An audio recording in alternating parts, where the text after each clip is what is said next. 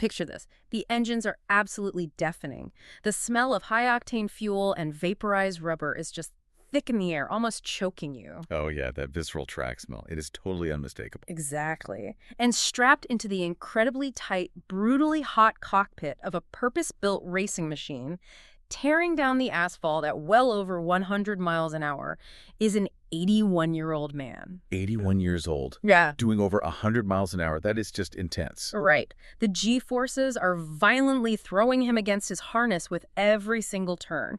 I mean, the physical toll just to keep the steering wheel steady at those speeds is staggering for an athlete in their 20s, let alone an octogenarian. Oh, absolutely. It requires an insane level of physical conditioning.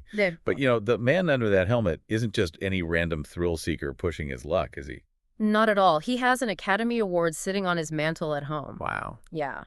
He has generated over $500 million in charitable donations, and he possesses a face, specifically a piercing pair of blue eyes, that essentially defined Hollywood cool for half a century.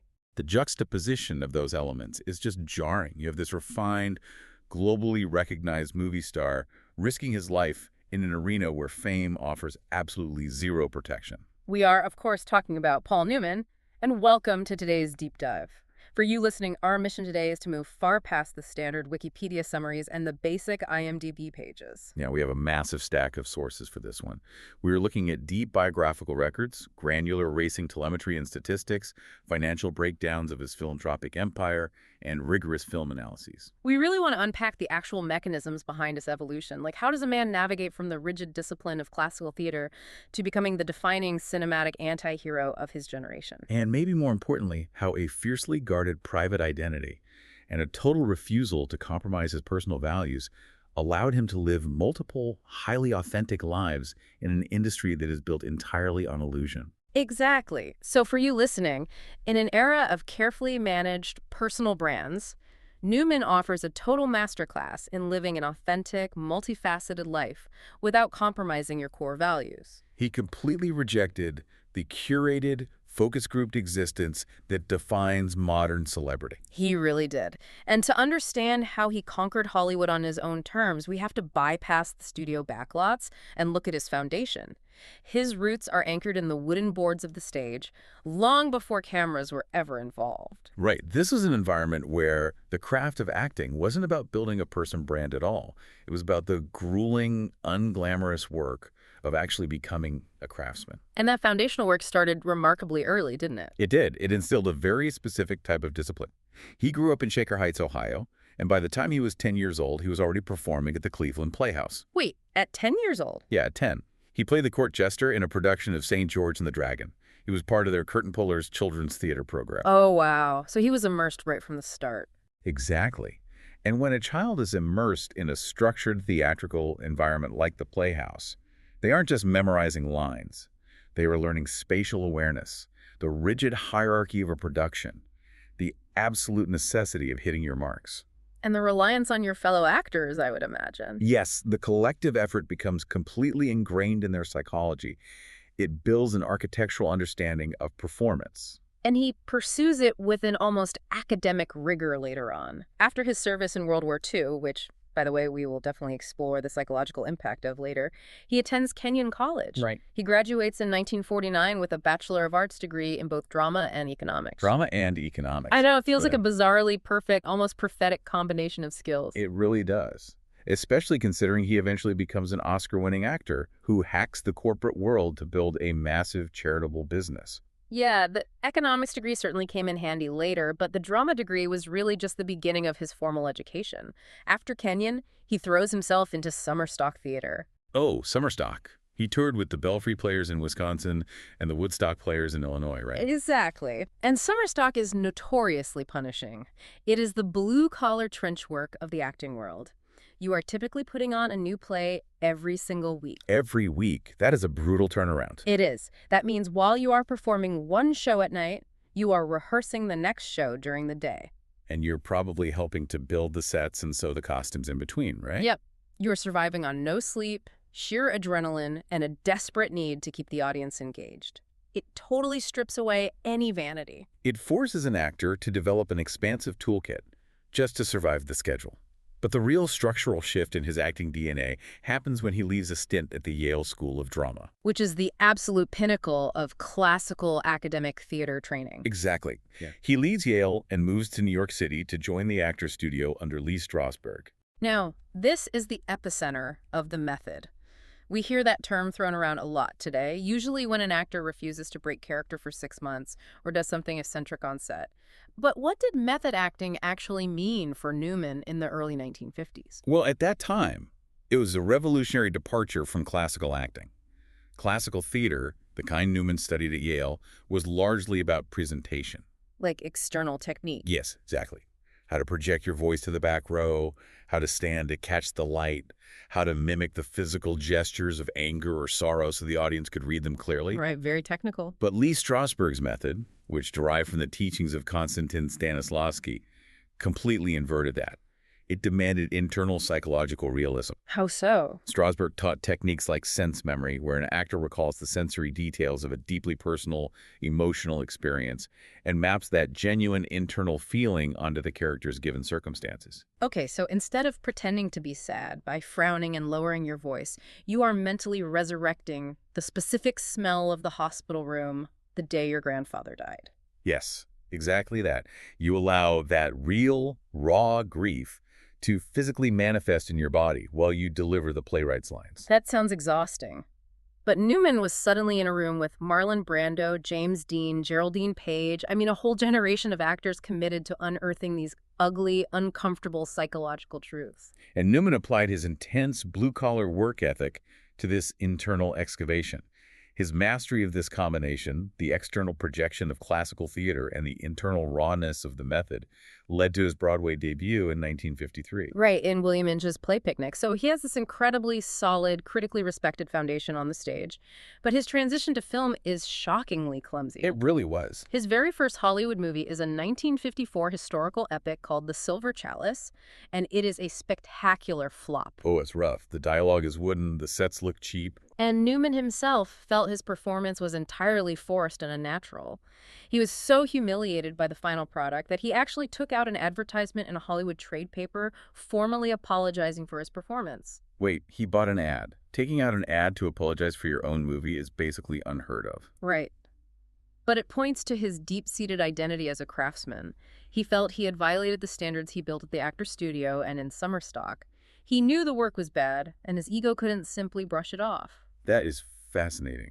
But, you know, the trajectory of his early film career is completely impossible to analyze without confronting the massive, complicated shadow cast by James Dean. Yeah, they were exact contemporaries, running in the same New York circles, pulling from the same method acting toolkit. And they were constantly competing for the same oxygen in the industry. They were often submitted for the exact same roles. Like East of Eden. In 1954, Newman actually did a screen test alongside James Dean for Elia Kazan's film East of Eden. Right, Newman tested for the role of the good brother Aaron, while Dean tested for the volatile brother, Cal. But Dean secured the part, and Newman was passed over for Richard Davalos. The industry clearly viewed them as two sides of the same coin. But everything fractures in 1955 when James Dean dies in a catastrophic car crash at the age of 24. It's just a massive tragedy. And suddenly, Hollywood has a pipeline of projects tailored for a brooding, intense, method-trained star, and the star is gone. The psychological weight of stepping into those specific voids must have been immense for Newman. It was a very literal succession. He stepped directly into roles earmarked for Dean. He replaced him in a live television adaptation of Hemingway's The Battler, playing a battered, punch-drunk boxer. And the raw physicality he brought to that role really proved he could carry a film. It did. That directly led to his breakthrough casting as the real-life middleweight champion Rocky Graziano in the 1956 film Somebody Up There Likes Me. Which was another project originally developed for Dean. Exactly. He followed that by playing Billy the Kid in The Left-Handed Gun, which, you guessed it, was, again, a role meant for Dean. But the interesting thing is, Newman doesn't just mimic James Dean's trademark teenage angst. He takes that method intensity and begins to age it up. You're right. He evolves it into the definitive 1960s anti-hero. The evolution is stark when you look at his 1961 role as Fast Eddie Felson in The Hustler. Oh, Fast Eddie. If we look at the mechanics of the traditional Hollywood hero up to that point, Think John Wayne or Gary Cooper. The hero is morally unambiguous. He does the right thing, saves the day, gets the girl. But Fast Eddie Felson completely shatters that mold. He is an arrogant, self-destructive, small-time pool hustler.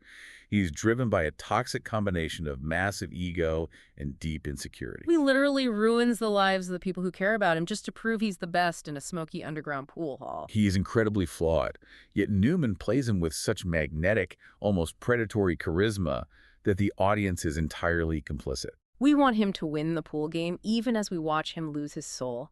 And that specific tension reaches its absolute zenith in 1967 with Cool Hand Luke. Oh, Cool Hand Luke is the masterclass in Newman's specific brand of anti-heroism. He plays Luke Jackson, a decorated war veteran who was sentenced to a brutal Florida prison camp for a petty crime. Cutting the heads off municipal parking meters while drunk, right? And once inside the camp, he simply refuses to submit to the arbitrary, sadistic authority of the guards. Let's talk about the mechanism of his acting in this film. There's a brilliant quote in the sources from the late film critic Roger Ebert that highlights a major shift in cinematic history. What did Ebert say? Ebert wrote, "Luke is the first Newman character to understand himself well enough to tell us to shove off. He's through risking his neck to make us happy." That observation cuts right to the core of Newman's technique. Up until then, even anti-heroes were performing their rebellion for the audience. They wanted to be understood. But Newman played Luke as completely self-contained. Take the famous egg-eating contest scene where Luke bets the entire camp he can eat 50 hard-boiled eggs in an hour. Oh, that scene is legendary. Newman plays the physical agony, the nausea, the sheer absurdity of the task with a stubborn, quiet, internal engine. He isn't doing it to inspire the other prisoners. No, he's doing it because the system says it's impossible, and his nature dictates he must push against the system. He allowed the character to be distant, stubborn, and ultimately self-destructive without ever begging the audience for sympathy. I look at his journey from the Cleveland Playhouse to Cool Hand Luke, and it strongly reminds me of a classical musician learning to play jazz. Oh, I like that analogy. How so? Well, Newman's time learning Shakespeare, his rigorous classical training at Yale, his mastery of blocking and voice projection, that is him learning to read sheet music and play the scales perfectly. You cannot play the brilliant improvisational jazz of a rule-breaking anti-hero like Cool Hand Luke without first mastering those classical rules. A bad actor mumbling and slouching on camera is just boring. Yeah, it just looks messy. Exactly. But Newman knew exactly which theatrical rules of posture, projection, and pacing he was breaking, and that deliberate deconstruction is what creates the magnetic tension on screen. The jazz analogy works perfectly because the improvisation is supported by an unseen, rigid architecture of theory. He knew the rules so intimately, he knew how to subvert them for maximum psychological impact. And because his foundation was built on craft rather than vanity, he possessed a rare willingness to let his characters physically degrade on screen as he aged. He didn't desperately cling to his youth. Which brings us to 1982 and The Verdict. He plays Frank Galvin, an alcoholic, washed-up ambulance chaser in Boston who takes a medical malpractice case just to secure a quick settlement. But he accidentally rediscovers his conscience along the way. Yes.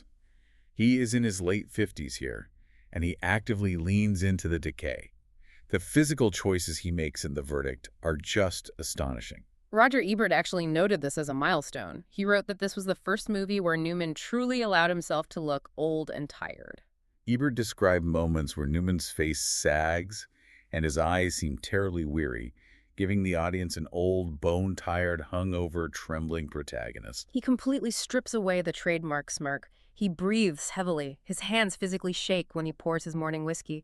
The audience physically feels the weight of a wasted life in his posture. It's the ultimate rejection of movie star vanity, and the industry finally rewards that relentless dedication to craft. They finally do. In 1986, 25 years after he originated the role, he returns to play an aging fast Eddie Felson in Martin Scorsese's The Color of Money. And he finally wins the Academy Award for Best Actor. It was such a long overdue validation. I mean, he'd been nominated so many times for Cat on a Hot Tin Roof, The Hustler, HUD, Cool Hand Luke, Absence of Malice, and The Verdict. Winning for a character he had created decades earlier, now layered with the cynicism and regret of old age, proved that his internal engine for character development just never stalled. His dedication to the work is undeniable. But this is where the story gets wild. This relentless immersion into character preparation accidentally triggers one of the most fascinating second acts in American public life. Right. How a classically trained, Oscar-winning actor somehow transforms into a legitimate, championship-winning, professional race car driver. And to be abundantly clear to you listening, we're not talking about a wealthy celebrity taking his Ferrari to a country club track on a Sunday. No, we are talking about sanctioned, highly dangerous, elite-level endurance racing. The genesis of this second career is actually a direct result of his method acting approach. In 1968, Newman is cast in a film called Winning, which was released the following year, where he plays a professional driver. And true to form, he completely refused to fake the driving against a rear projection screen. To understand the visceral reality of the character, the fear, the focus, the physical demands, he enrolled in the Watkins Glen Racing School in New York to train properly. And the experience completely rewires his brain. He later admitted that auto racing was the very first thing he ever found that he had any natural grace in. That is a staggering admission from a man who was globally celebrated for his graceful screen presence. Right, he becomes utterly obsessed. My absolute favorite detail from the sources is how he manipulates the Hollywood system to fund his new addiction. Oh, the television loophole. Yes, explain how he did this. Well, by 1971, Newman had explicitly stated he had absolutely no interest in doing television. He was strictly a feature film actor. A movie star. Exactly. Yet he agreed to host and narrate a made-for-TV documentary called Once Upon a Wheel, which explored the history of auto racing. And the only reason he took the job, turning down far more lucrative film offers in the process, was because the production provided him with a legitimate excuse to spend intensive one-on-one time with professional driving instructor Bob Bondurant. Bondurant himself confirmed that Newman treated the documentary as an elaborate excuse to get high-level driving lessons paid for by a production company. He was hacking his own massive celebrity to feed his passion. I love that. But when he felt he was finally ready to compete, he desperately wanted to leave the celebrity at the door. Yeah, when he entered his first professional race in 1972 at the Thompson International Speedway in Connecticut, he actively avoided the press. He even registered under the name P.L. Newman. He didn't want the Hollywood circus. He wanted to be evaluated entirely on his telemetry, his lap times, and his racecraft. I really want to push back on the psychology of this for a moment. We spent all this time analyzing how acting is an entirely subjective art form. A brilliant performance can be ruined by a bad editor, a misguided director, or just a critic waking up on the wrong side of the bed. That's very true. So do you think Newman became addicted to auto racing specifically because it is the ultimate objective environment? Oh, absolutely. Because the stopwatch does not care how famous you are. Physics does not care about your blue eyes. If you enter a corner too fast, you crash. It is a ruthless binary reality. That is the exact mechanism driving the obsession. For a man who was deeply uncomfortable with the subjective adulation of fame, being told he was a genius or a sex symbol by people who didn't really know him, the brutal objectivity of the racetrack provided a psychological sanctuary. A sanctuary where the rules actually make sense. Yes. In a race car, there is no ambiguity. You cannot charm a tachometer. The track demands absolute physical presence, hyper-focused spatial awareness, and a total surrender to the laws of physics. It offered him a tangible, measurable truth that Hollywood could never provide. And the telemetry proves he wasn't just participating, he was dominating. The statistics are wild. He becomes a fixture in the Sports Car Club of America, the SCCA circuits, eventually securing 4 national championships. 4. And the pinnacle of his driving career, and the absolute proof of his elite skill, comes in 1979 at the 24 Hours of Le Mans. Which is arguably the most prestigious and grueling endurance race on the planet.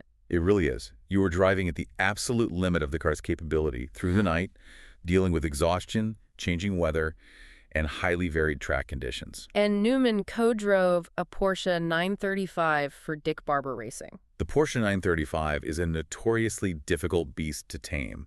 It had massive turbo lag and required incredible physical strength just to muscle through corners. And Newman and his team finished second place overall.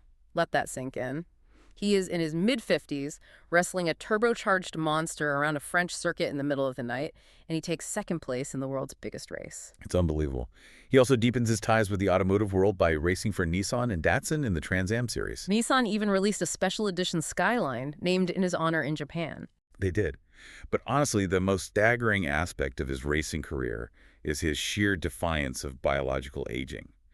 His longevity on the track completely defies medical logic. Give us the numbers on that. Well, in 1995, he entered the 24 Hours of Daytona. He was 70 years and 8 days old, and his team won their class. 70 years old. Yes. At that moment in time, it made him the oldest driver to be part of a winning team in a major sanctioned auto race. He joked that he would quit racing the moment he embarrassed himself, but the stopwatch just never gave him a reason to stop. He raced deep into his 80s. Deep into his 80s. Yeah. At the Lime Rock Park Circuit, he won a race driving a Corvette that proudly displayed his age 81 as the car number. He took a pole position in his final professional race at Watkins Glen in 2007 at the age of 82. And the sources note that even in 2008, the year he died of lung cancer, the track at Lime Rock was closed for him so he could take a few final laps. Wow. Even then, heavily impacted by his illness, he reportedly drove at 9/10 of his best historical lap times. That is just raw, undeniable talent. And he didn't just drive. He fundamentally understood the business and logistics of the sport. He translated the rigorous discipline of his acting career into team ownership.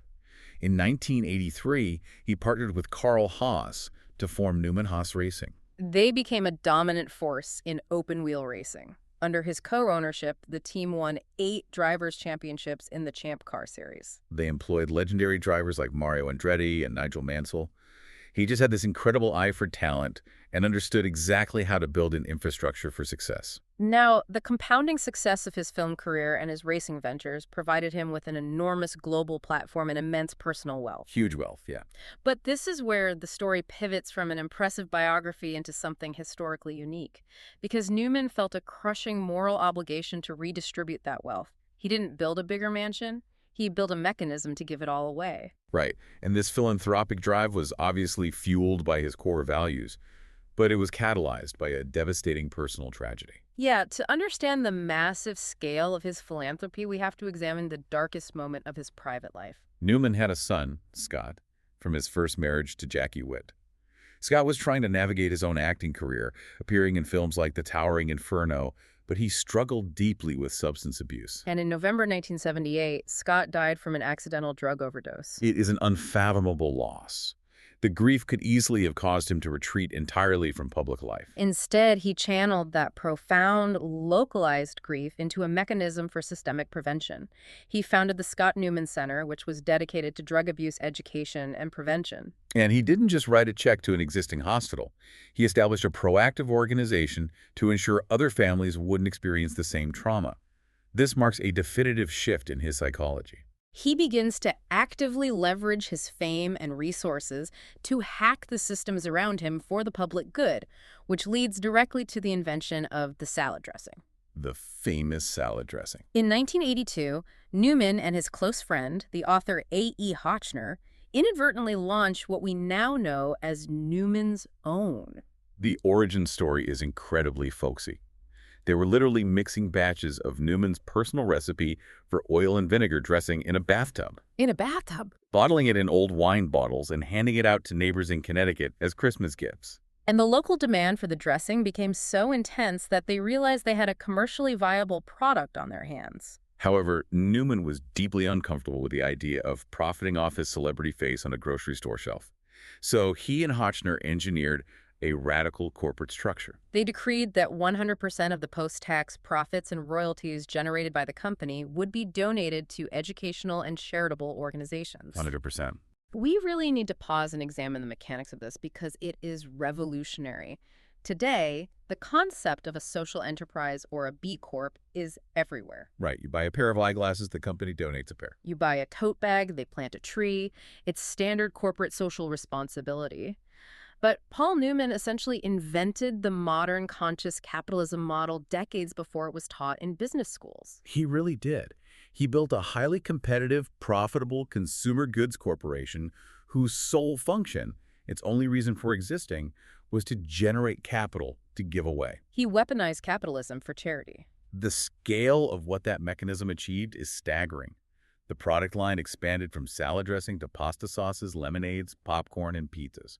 Because the overhead was managed so efficiently and the marketing relied heavily on the organic goodwill of his face on the label, the profit margins were substantial. And as of 2021, Newman's Own has donated over $570 million. Over $500 million generated entirely from the condiment aisle, distributed to thousands of charities worldwide. It's unbelievable. Yeah. And he didn't stop at funding other people's charities.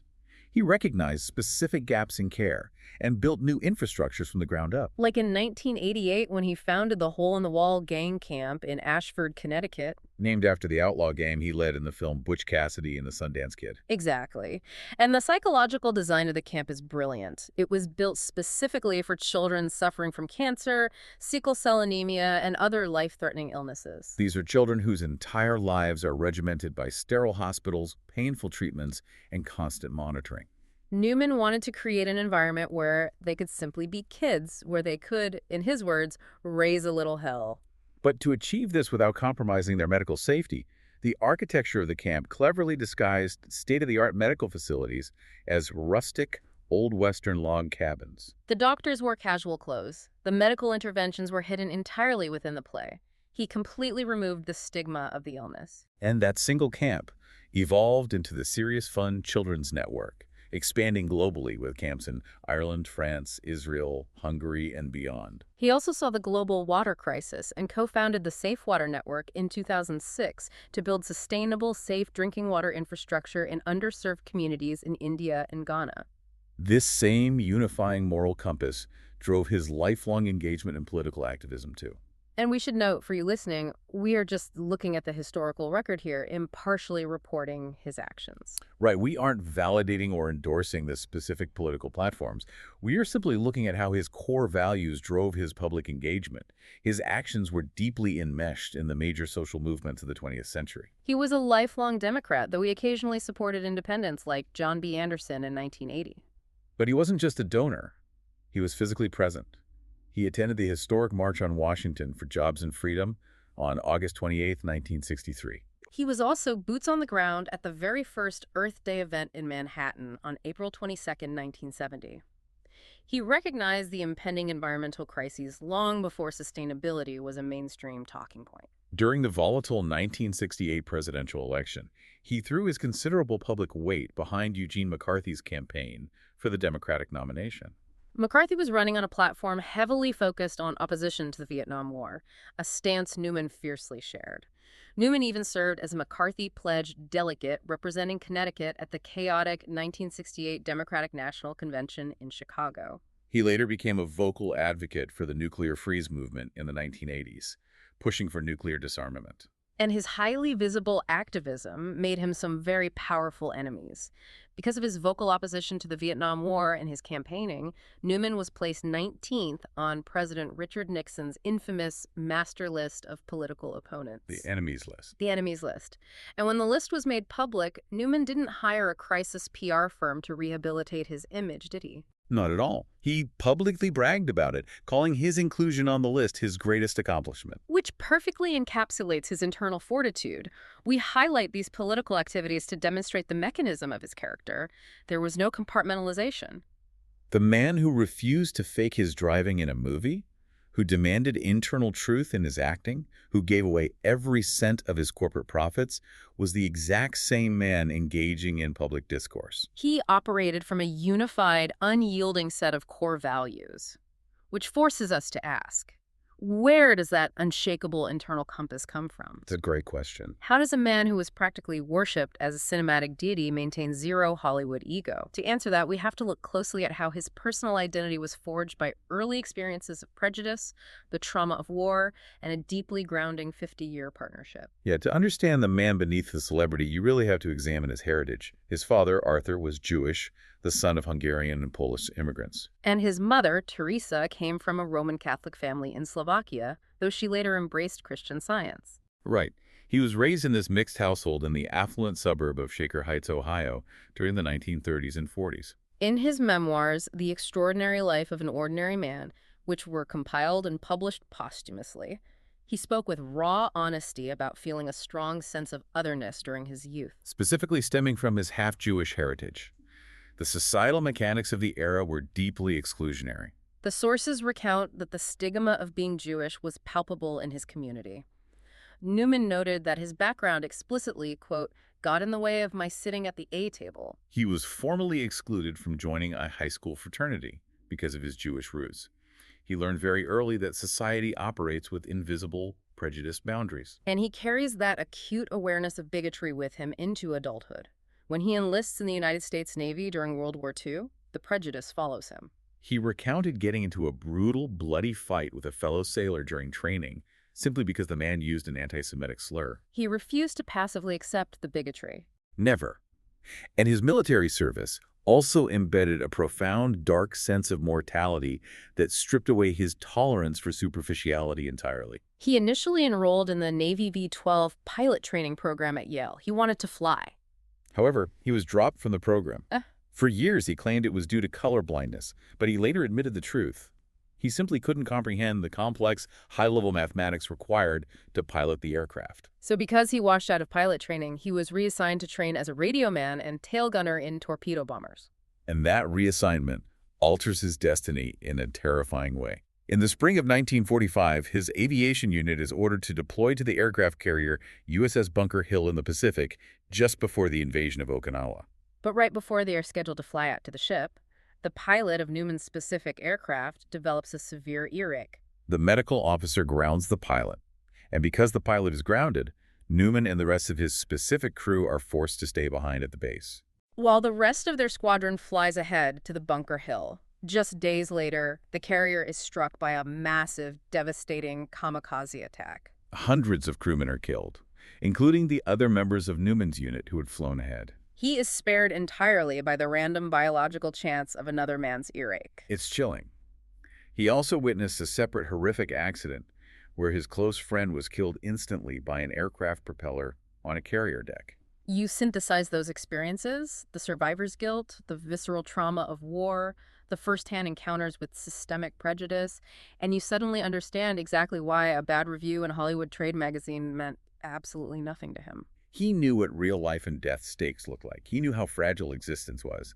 That understanding made him fiercely protective of his true identity. And that protectiveness was tested early in his career. When he was gaining traction in the industry, the studio system tried to sand down his edges to make him a more palatable, all-American commodity.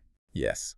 He was considered for the lead role of Terry Malloy in the legendary film On the Waterfront, a role Marlon Brando ultimately defined. The incredibly powerful producer, Sam Spiegel, pulled Newman aside and explicitly told him to change his name. Spiegel said Paul Newman sounded too Jewish and would alienate audiences. Sam Spiegel was a kingmaker in Hollywood. For a young actor to defy him was basically career suicide. But Newman doesn't even blink. He fires back at Spiegel asking, "What do you want me to change it to, SP Human?" SP Human, I love that. He wields sarcasm as a weapon to shut down the bigotry. He absolutely refuses to erase his heritage for a paycheck. He later stated that he actively identified as a Jew because it's more of a challenge. He invited the friction because it kept him honest. That fierce autonomy extended directly into how he structured his personal life, too. In 1953, while he was grinding away as an understudy on the Broadway production of Picnic, he met a fiercely talented young actress named Joanne Woodward. They reconnected a few years later when they were cast together in the film The Long Hot Summer. And after Newman finalized the divorce from his first wife, he and Woodward were married in 1958. It becomes one of the most creatively and romantically enduring partnerships in the history of American cinema. They are married for 50 years, right up to his death. But they don't do it by playing the Hollywood game. No, they make a highly strategic, deliberate choice to extract themselves from the Los Angeles ecosystem. They take their blended family, his 3 children from his first marriage and the 3 daughters they have together, and move across the country. To a quiet, wooded estate in Westport, Connecticut. They were pioneers of the Hollywood exodus. They were among the first truly massive stars to completely remove themselves from the industry's physical orbit. They immersed themselves in a normal community, engaged in local preservation efforts, and built a sanctuary far away from the paparazzi and the studio executives. I really want to analyze the impact of that geography. Looking at the sheer volume of his nuanced, risky performances, do you think the physical distance living in the woods of Connecticut actually protected the integrity of his talent? How do you mean? Well, by refusing to attend the industry parties, by avoiding the constant echo chamber of agents and publicists, did he secure the mental freedom necessary to take bigger, weirder risks when he finally did step onto a movie set? Oh, geography is absolute destiny in this case. In Hollywood, an actor's reality is constantly distorted. You are continually evaluated by your latest box office gross, surrounded by sycophants who validate your worst impulses, and pressured to maintain a specific brand. Right, it's a bubble. But retreating to Westport, Newman completely insulated his psychology from that toxic noise. He grounded his daily reality in his marriage, his children, his local community, and his philanthropic logistics. Because his real life was incredibly full and secure, he didn't require the desperate, neurotic validation that destroys so many actors. Exactly. When he went to work, it was just work. This emotional security absolutely allowed him to play deeply unlikable characters, to age naturally without surgical intervention, and to focus entirely on the craft rather than the maintenance of his fame. And the anchor of that security was Joanne. Their creative partnership was a powerhouse. They acted opposite each other in 16 different films. And he stepped behind the camera to direct her in the 1968 film Rachel, guiding her to an Academy Award nomination for Best Actress. The depth of his devotion to her was legendary, and he famously utilized his dry wit to deflect the constant media probing into their marriage. Oh, the hamburger quote. Yes. When a reporter once aggressively questioned him about the temptations of being a Hollywood sex symbol and his reputation for absolute fidelity, he delivered the iconic line, "Why go out for a hamburger when you have steak at home?" The press loved that quote because it's clever. But I actually think a different detail from our sources is far more illuminating about the reality of their bond. Which one? During a deeply candid profile on 60 Minutes, he stripped away the fairy tale myth-making.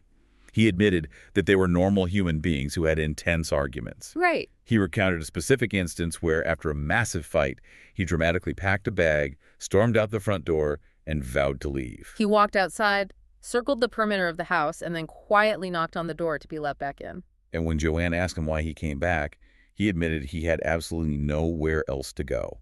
His entire universe, his complete sense of home, was contained inside that house with her. It's a remarkably vulnerable admission. It demystifies the Hollywood romance and replaces it with something much stronger. An irreplaceable partnership. It reveals a man who, despite the Oscars, the adoring fans, the racing trophies, and the global empire, knew exactly where his actual purpose resided. He understood exactly what he stood to lose, and he organized his entire life to protect it. That brings us full circle on our mission today. Let's pull all these threads together. Paul Newman was emphatically not just a fortunate guy who won the genetic lottery with a great jawline and blue eyes. Far from it. He's a rigorously disciplined, stage-trained craftsman who continually evolved the mechanics of film acting to birth the modern cinematic antihero. He was a legitimate, physically fearless professional athlete who mastered the brutal physics of endurance auto racing, achieving podium finishes at an age when most people are terrified of driving on the highway. And he was a visionary pioneer of conscious capitalism, utilizing the machinery of a massive corporate enterprise to funnel hundreds of millions of dollars directly to those in desperate need. But the through line connecting the actor, the racer, and the philanthropist is the private man. He was anchored by an unbreakable personal integrity, forged by early trauma and prejudice, and sustained by an absolute devotion to his family. So for anyone listening right now trying to navigate a world that constantly demands you pick a single lane and curate a pristine brand, Newman's life is the ultimate counter-argument. It really is. He proves that holding fiercely to your core values allows you to pursue multiple, wildly different passions, whether it's breaking hearts on screen, blowing out engines at Le Mans, or selling salad dressing, without ever diluting your authentic self. He dictated the terms of his own existence. He never allowed the external machinery of fame, politics, or business to override his internal moral compass. Which leaves us with the final, highly provocative thought to carry with you. We have just spent the last hour dissecting a life built on aggressive, stubborn authenticity.